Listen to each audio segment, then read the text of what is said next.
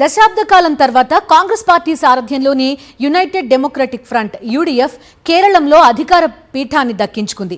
రాష్ట్ర శాసనసభలో మొత్తం 140 స్థానాలకు జరిగిన ఎన్నికల్లో యూడీఎఫ్ కూటమి ఏకంగా 102 స్థానాల్లో ఘన విజయం సాధించింది.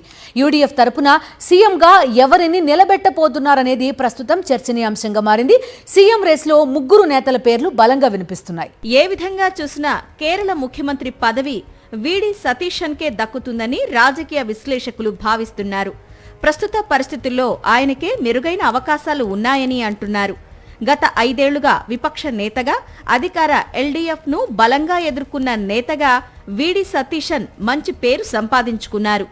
ఆయన నిర్మాణాత్మకంగా వ్యవహరిస్తారని, యువతలో ప్రజాదరణ ఉందని కాంగ్రెస్ హైకమాండ్ భావిస్తోందట. అంతేకాదు, నెహ్రూ ఆదర్శాలంటే ఆయనకు చాలా ఇష్టం. కేరళ సీఎం రేస్లో వీడి సతీశన్ పేరుతో పాటు కాంగ్రెస్ జాతీయ ప్రధాన కార్యదర్శి కేసీ వేణుగోపాల్, సీనియర్ నేత రమేష్ చెన్నితల పేర్లు కూడా బలంగా వినిపిస్తున్నాయి. ఈ 3 నాయర్ సామాజిక వర్గానికి చెందినవారే. వీరిలో రమేష్ చెన్నితలకు నాయర్ సామాజిక వర్గంలో అందరికంటే ఎక్కువ పేరు ఉందని చెప్తున్నారు. అంతేకాదు, ఆయనకు రాజకీయంగా సీనియారిటీ ఎక్కువ. రాజకీయాల్లో పండిపోయి ఉన్నారు. పాలనా సంస్థాగత నిర్వహణలో విస్తృత అనుభవం ఉన్న నేతగా ఆయనకు పేరుంది. ఈ ఎన్నికల్లో యూడీఎఫ్ ప్రచార కమిటీ అధ్యక్షునిగా బాధ్యతలు నిర్వహించారు. కాబట్టి రమేష్ చెన్నితల వైపు కాంగ్రెస్ అధిష్టానం మొగ్గు చూపే అవకాశం లేకపోలేదని అంటున్నారు. అయితే ఆయన విషయంలో వయస్సు అడ్డంకిగా మారవచ్చని అంటున్నారు. ఇక సీఎం రేస్లో ఉన్న మరొక పేరు కేసీ వేణుగోపాల్.